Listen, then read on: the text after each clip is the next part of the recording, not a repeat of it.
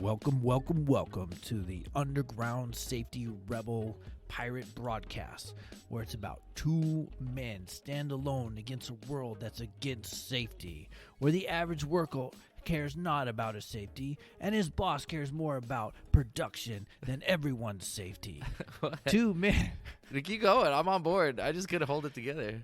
You know, it's supposed to be a fake show intro. No, but it was kind of accurate. I was into it. Right? I was like, it's kind of accurate. We're out there. We're All right, what alive. What are we really? Welcome, everybody, to the Evil Safety Dudes. We're having a great day today. I'm having a good day. Are you having a good day?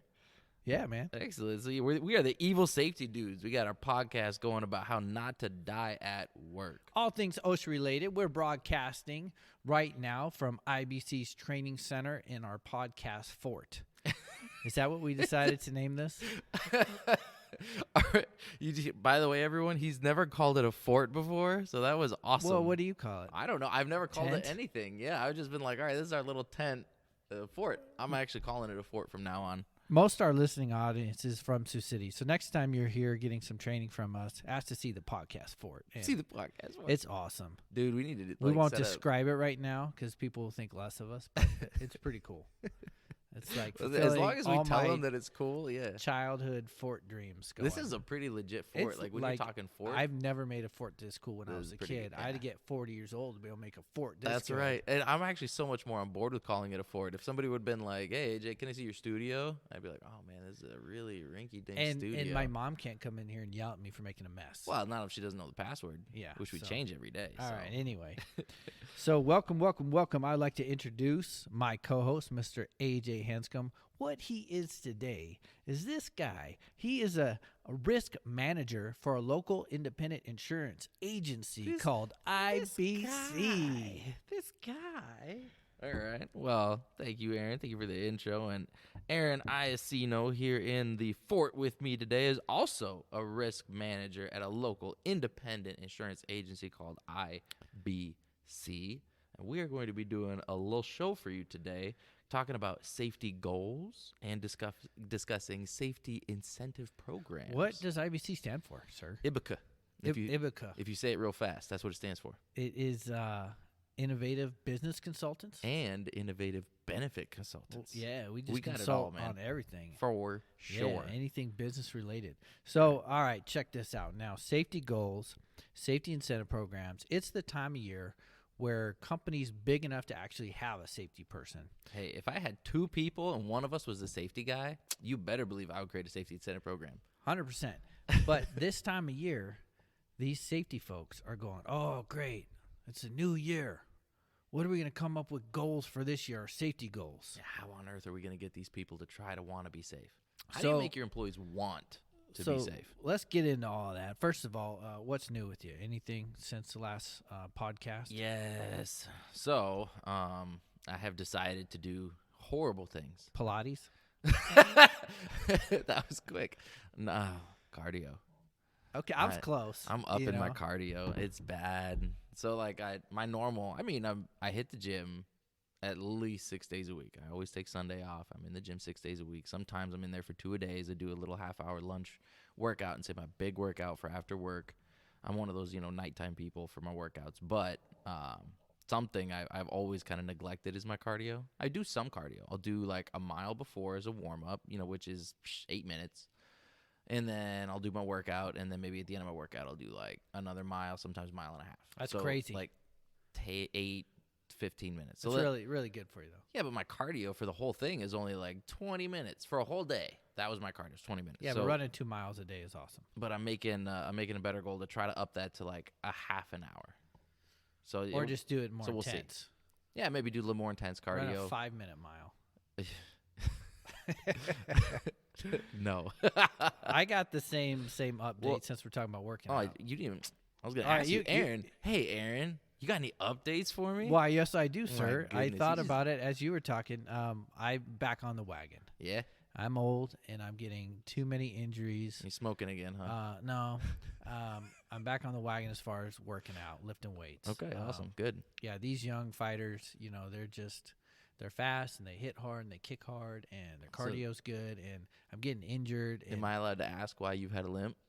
Yeah, I got some broken toes. I had a kick exchange and some Muay Thai kickboxing sparring, and broke a toe again. So enough's always enough, fun. man. It's just back to hit the weights, get my body strong, so Yeah. I can destroy everybody. They're Oh, going down, man. that's what I do, They're man. going down. Give me 2 months to get tight and hard again, and I'm just gonna start destroying everybody. For sure. We'll get Look back out, to students. we'll get back to hitting some good weights. We'll get Master you on some Roshi is heavyweight. back, For sure. or the Wait. bald Vegeta, whatever you prefer. One Punch Man, Saitama, man. You train till your hair falls out. Done. Check. Done. There you Yeah. go. That's how you do it. All right. So now, as far as OSHA case studies, OSHA updates on safety goals and incentive, it's kind of tough to find that on there. But OSHA had put out a lot of stuff and then took it away and then Yeah. brought it back and then took it away. They went back and forth on these incentive programs and goals. What Yeah. do you know about that? Oh, the wording is weird. So let's just talk about what is. Let's not get real confusing about back and forth. Let's just talk about what is. So currently, as it stands, OSHA says you can have almost any kind, and this is weird, the wording they've been using, any kind of incentive program that you want. Safety incentive, Safety not incentive. production. That's right. Safety incentive program. We're just talking about safety. And as long as, and they put this wording in there repeatedly, you promote and encourage employees to report their injuries. So yeah, that's what we've been doing as consultants for a long time, is reviewing people's safety incentive programs and make sure nothing is in there in the structure of it that could inhibit an employee or encourage an employee to not report an incident. And that's where OSHA's all over this thing. Right. Because the dangerous one is the easy one that everybody picks. They say, hey, guys, if we have no injuries for blank time period, you all get a pizza party, right? So Right. then what do your employees not do, Aaron? Let's up the ante just so it's more believable. Okay, let's go super big corporation. All right. Okay. Big corp. If this shift has no recordable injuries this year, everybody on the shift will get entered into a drawing to win a brand new Ford F-150. Oh, dang. I mean, that'd be That's legit. happened before. That would be legit. That's happened before. These big companies Yeah. buying a F-150, that ain't nothing. Yeah. So, but one person on a One shift person's of like gonna get it. 300 people. Yeah. I mean, One that's person's going to rough. get that truck a year. So now we could believe it what we're going to say Okay. next to you, because believe it or not, AJ is 100% right. People will do the same thing over pizza. Yeah. But just so you I would do believe the it same more, thing over pizza. I up the ante. You don't understand how much I love pizza. I upped the ante to something like really Yeah. expensive. You did. You took it there.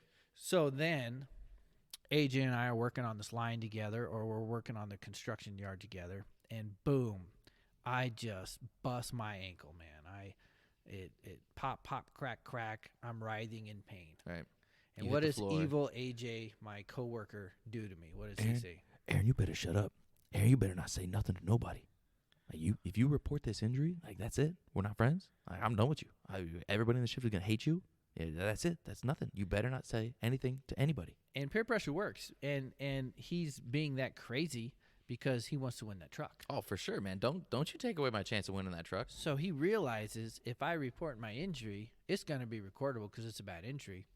Then yeah, no one's getting that truck. No one's getting the truck. So there is a tremendous amount of paper, and that's just AJ. Wait till break Oh, yeah. time. Wait till lunchtime. AJ Yeah. tells everybody. Yeah, it'd be 200-300 people on the floor, all mean mugging you, looking at you. You better Yeah. not say anything. You better not tell anybody. And as humans, we're so susceptible to peer pressure. So I'm like, all right, guys, don't hurt me. Yeah, Still please. like me. Please still talk to me.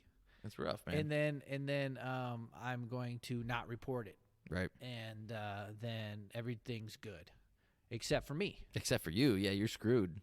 And not only am I not getting medical attention paid for through workers' comp insurance, because it is a workplace injury that it should get paid for that. I'm paying for it from personal insurance. Yeah. If I had it, not only is that, but AJ, you're actually getting screwed too, How am I getting screwed? because the injury never got reported to get investigated, so we make sure it doesn't happen to anybody else. But it didn't happen to me, Aaron. But I it don't could care. have, if the conditions existed to where it happened to me and we worked together. And that's true. It could happen to you. And if it can get one person, it can get anybody. Because it could have not just been my clumsiness. It could have been an actual issue with the Right. floor or the grading or the housekeeping or how stuff falls on the floor or Yeah. the housekeeping. So, everybody is in trouble. But, we want that truck. I know, exactly.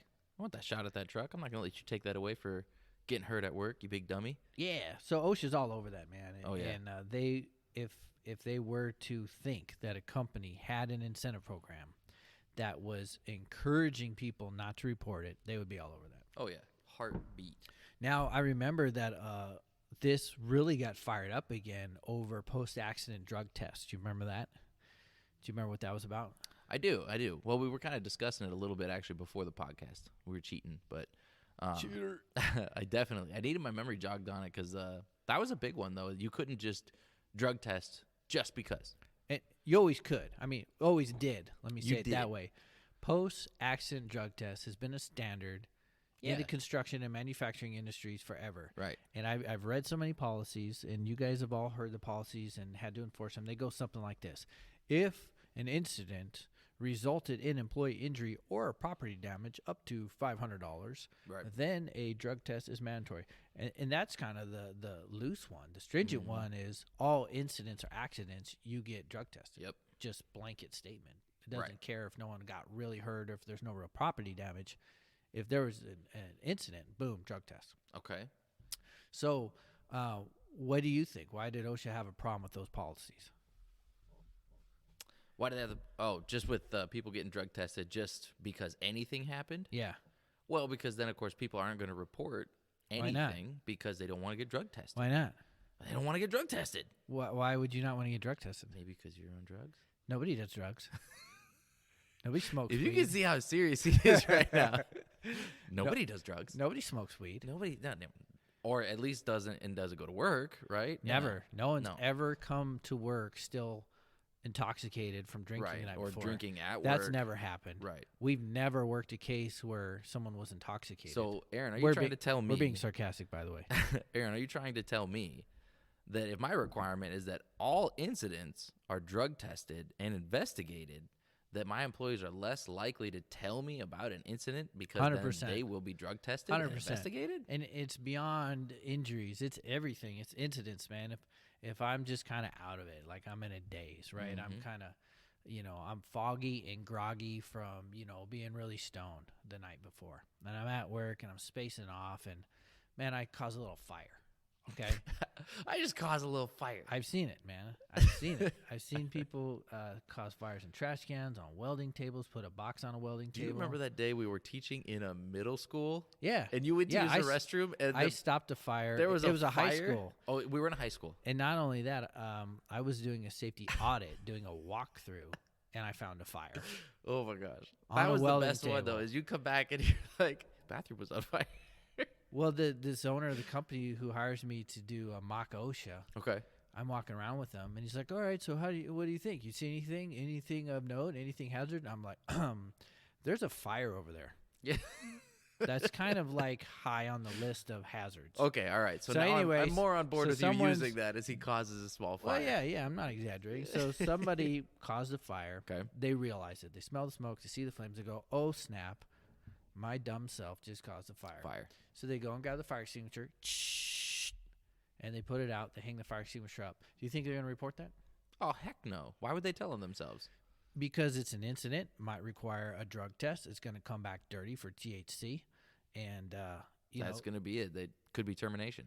it could be, or they could be in trouble. They could be knocked out of getting their raise if they have a safety disciplinary action write-up. Right. Anything could happen to where I mean, they're most just scared. people, during that big HR thing you got to sit through to get on a construction site, it tells you, Right. if you are ever caught under the influence of anything, Right. that's it. You're done. You're done. So, there's a lot of reasons why people will not report incidents true. or injuries because they all have these drugs in their systems.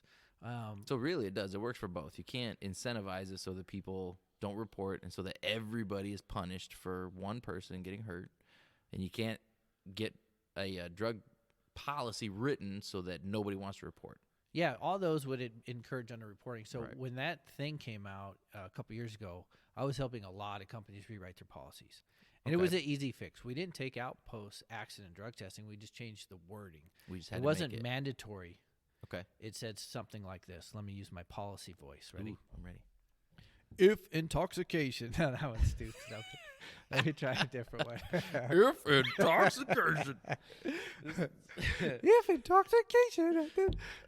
That's not better. All right, Not let me better. I'll just say it normally because then I'm going to start laughing too much. if intoxication at the time of the incident could have been a contributing factor, then we would do a post-accident drug test. Okay, so basically, you just kind of added that in there to make it more specific, but still, you can kind of apply it all the time. To prove, yeah, you could, but we're proving OSHA that we're not encouraging underreporting because we're not making it mandatory. We're actually doing honest, fresh eye evaluation.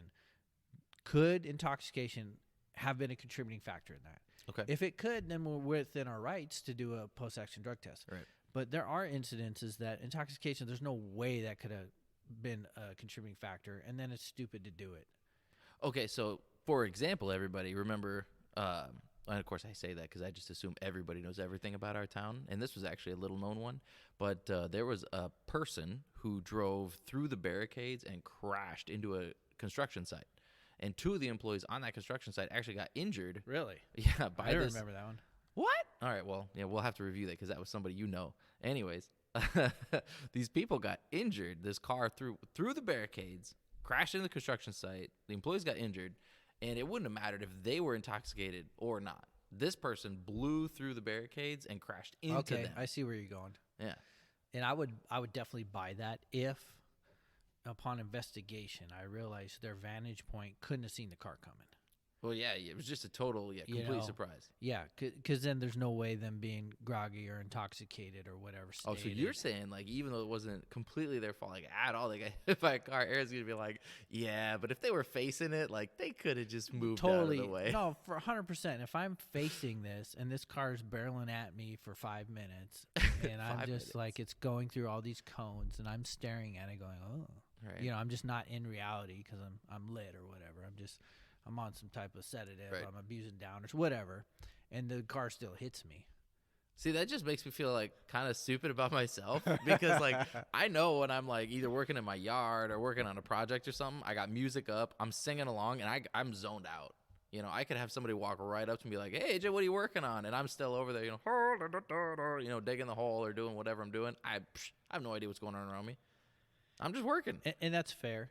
And if I was the lead investigator, I would take that under consideration. But if it was obvious where they should have known, yeah, I mean, I suppose, you're driving through, and it was big sawhorses. You know, it was a large barricade. They drove quite a ways through the water went, those big barrels. The barrels. I don't think there were barrels, but 5 of those it exploded took out in part front of of a their crane. face. That's crazy. You don't remember this? No, I don't. Oh man! All right, we'll talk about this later. So yeah, that's a good point. So we encourage everybody, Yeah. if they're gonna do post-accident drug tests, to have their policy worded And that in a actually makes similar sense. manner. You know, and then when OSHA's ever looking at it, they can't frown upon you for encouraging people not to report, because reporting is important. It's important for a whole bunch of reasons. To get it, make sure it never happens again to anybody else. Yeah. That was one of the best things, actually. One of the companies I worked with the most is because they actually had a pretty decent log of reports of specific types of injuries they had. There was one thing that they could zero in on and correct, and they did. And guess what? Almost all of those injuries for their employees went away. It was great. Speaking of that, let's go to our kind of other topic for the day is safety goals. So these safety folks are thinking, what are I do for 2021? You mean the 8 people who listen to us? The 8 people who are probably safety They're people. probably safety people. And so they're out there thinking, but not our listeners, because they're super smart. They already got their Our goals. listeners are and our all goals, like, and their goals are legit. yeah, they're like supermodels and weightlifters, and they all drive like Ferraris and Lamborghinis, and And they're really smart safety people. well, And they're just awesome. They already They're got awesome good goals. folks. But for the other people who struggle with what goals to do, for those you don't know about safety goals, it would be something like 2021, we're going to have 0 recordables, or 2021, we're going to have no ladder injuries, or 2021, we're going to have no falls. It's something like that. I mean, yeah, that's a typical goal. I hear that. I do. What's your goal standard that you see a lot of, or whatever? Well, I do. I see that a lot. People will put 0. I want 0 of this. as the 0 goal. injuries, 0 or 0 lost time. That's 0 lost that's time. yeah. Yeah. And if you want to do that, you could do that every year. Every year your goal could be 0 lost time incidents, and you never change it, and you never have any other ones, and whatever. It just kind of loses its message after a Yeah. while. I think it should be switched up. Probably. I'll be honest. Can I give you some of mine that Sure. I've actually done recently? The last 3 years working with the same company, they've allowed me to get weird and creative. In case none of you have noticed, I'm a little weird. But instead of focusing on incidents or things that have happened and saying, oh, instead of getting this many injuries, we'll get less.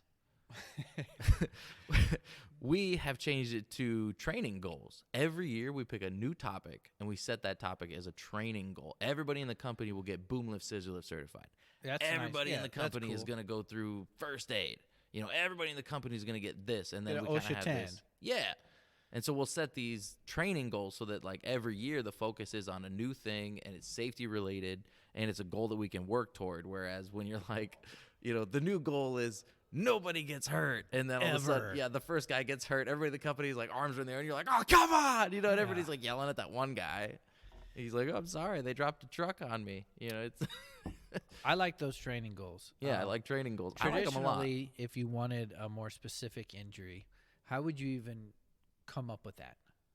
So you'd have to look at your indicators. Your lagging Your lagging indicators, indicators. which would be Your OSHA logs. your probably. OSHA logs, your incident reports, Yeah. and you'd say, all right, 2020, what do we have? Say you had 10 recordables, which is pretty bad, you know, but we see a lot of companies, 10 recordables. Yeah. All right, and you say you identified a trend Mm-hmm. or a repeating So you're log. looking at your injuries and you're like, man, everybody keeps blowing out their shoulder. That right? would be bad. Yeah. That would Everybody's be bad lifting if you had overhead. 3 rotator cuffs in a year. Yeah. Yeah, you're doing something wrong. Got to get some ergonomics. But Right? 3 ladder injuries, 3 eye injuries, 3 falls. You're looking at trends. Mm-hmm. That's one of the things that I do when I want to help a company set a goal is look at an injury trend. Yeah. You You want know. to find similar or repeating incidents. and I injuries. remember a company had like 4 ladder injuries. Right. So And we're yeah, you're gonna looking at that. really We got to Training goal on ladders. We're going to get everybody retrained on ladders. We're going Mhm. to train everybody on ladder inspections. We're going to have goal no ladder injuries for this year. And the next year, I don't think they had one. No. You know, It was. I know what you're talking about. Yeah, it was off the logs. and that's great though. Part of that big write-up actually was, I think I actually had your handwriting on it, was replace all damaged ladders. Yeah, I mean that would help. That was a great goal. I mean, Find and replace all damaged it ladders. seems small, but these contractors that got the ladders on top of their vans and they never take them off, Oh, they're the sun sun- damaged. oh. They're UV damaged. Yeah, they're brittle. And then That they're just fiberglass is regular not so damage. good. Yeah, they're regular damaged as well. Yeah. So you know, but that seems like a simple goal, but it's not because that's a big dollar amount. It's huge. If I got 100 ladders and I identified 20 bad ones, Oh man, looking at, well, depending on the ladder, but $200 to $400 a ladder. yeah. Oh my gosh. And if you're a Thousands smaller of dollars. contractor, you're like, whoa. So Yeah. that seems like a small ladder. Getting You're rid of like, damaged ladder. whoa. It's a lot of money. When you go talk to the owner about that, he's not going to go, whoa. He's going to go, No. heck no. Heck no. I'm not doing that. I'm not doing that. Yep. You know, but it's UV damaged. I don't care. I don't care. So, yeah, you know, look at injury trends, make goals off that. But then you need campaigns, and you got to roll them out. You got to let everybody know the goals. Well, yeah, what good's it do if you got, you know, let's say you're even small. There's only a dozen people that work with you, right? And you're trying to track down your dozen guys or field people. And so you're like, okay, well, the new goal is going to be to inspect all ladders. That's my goal. But you don't tell anybody.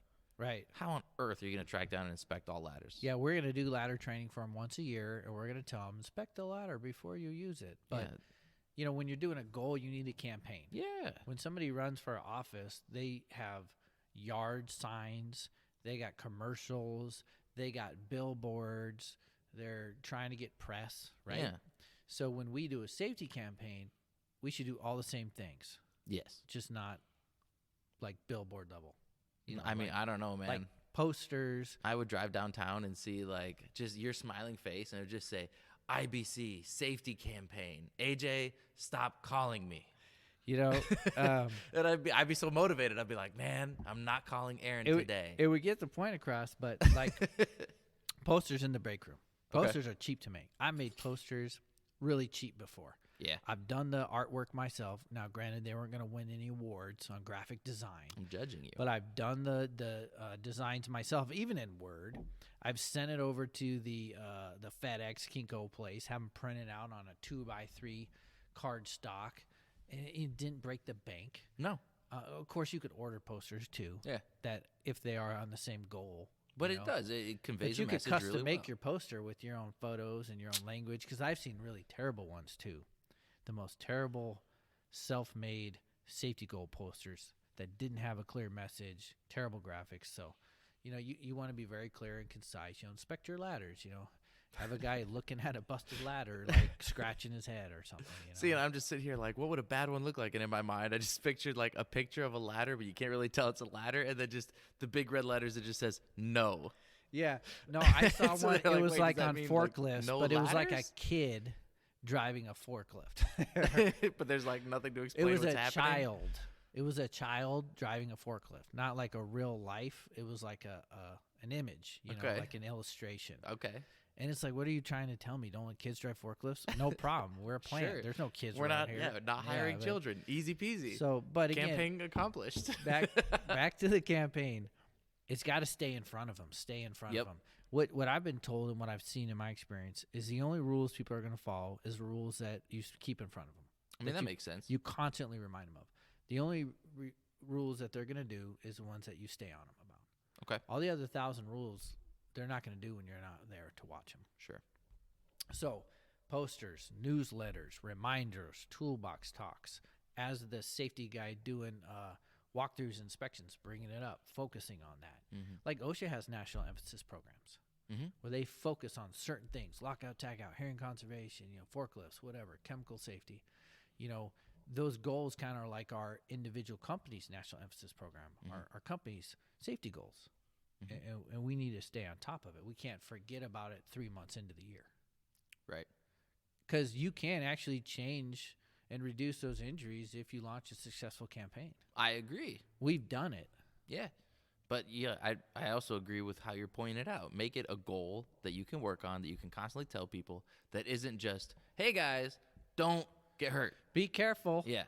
Be careful. Oh my gosh. That's a whole nother talk we're not even going into today. But whenever I pick up an inspection or an incident investigation, and if they put corrective action, be more careful. Yeah. I about want to throttle somebody. I'm like, ugh, that doesn't work. But I mean, yeah, so when you're setting realistic safety goals, you can't just put don't get hurt. Be careful. Right. You know what I find cool too, and we've talked about this on a previous podcast, but as far as like technology to assist us with these goals, Yeah. is all these new safety audit like apps and software Yeah, we talked about them before. where actually track the amount of infractions you find, Mm-hmm. and they can be individualized per crew, per site, per location, like warehouse versus fab shop, and it'll even graph out for you how many times you caught them without the safety glasses Right. on in that whole year. And then you get these beautiful things called leading indicators. Okay. Ooh. Yeah, so that goes into leading indicators where Yeah. if I realize, let's pick on a warehouse and they have a safety glass rule, and I'm looking at my end of the year stats from my software, and Yeah. I'm saying, man, I've found 52 safety glass violations in the warehouse in 2020. What I don't have any that eye might be injuries yet. leading up to. Yeah, it's a leading indicator that I'm Yeah. probably going to, in law of averages, right? Dude, yeah. I mean, we got to have that rule for a If reason. that's a problem you're having, it's going to be leading somewhere. We're making them wear them for a reason. There's got to Right. be an impact injury That's the reason, yeah. hazard somewhere. So, and if no one's wearing them, it's coming down the road. I think in the future, I'm just going to have a lot of money and I'm going to create a business and instigate a ton of PPE rules that are unnecessary. People will be confused. That's already done. check that off the list. Like everybody already had the idea of inventing bottled water. Well, I mean, there's already senseless PPE rules everywhere. I want them. I want them all. I want You people know. walking walking around in like level A's, changing out their tanks like every half hour, like unnecessarily. In an ice cream shop. Yeah, making cones for people. Yeah. So Horrible business. Don't but- listen to me. But if you have a good software, or you can do it the old school way. You can if, just write if 'em you're down. documenting, if you have a good checklist where Yeah. you're documenting all your inspections Yeah. and all the infractions, and then at the end of the year you put them all out on these big tables and you look for trends, and you do Mhm. you could even go Excel and put in all the infractions and tick Yeah. marks on how many. I mean, you could do it yourself because the one we use costs us $700 a year, It's expensive. but it's awesome. It is. It's really cool because then all my job site inspections, it can actually average across companies. Yeah. It can just do one company. I can go, Yeah. oh, I only want to see this company. Or division within a company. Yep. And then it can go, oh, well, these are the technicians, and then these are the other guys. Like, But those would be great ways to get goals too. Mm-hmm. All right, guys. Well, we thank you for tuning in to another exciting and exhilarating episode of IBC's Evil Safety Dudes. see you guys later. Until next time.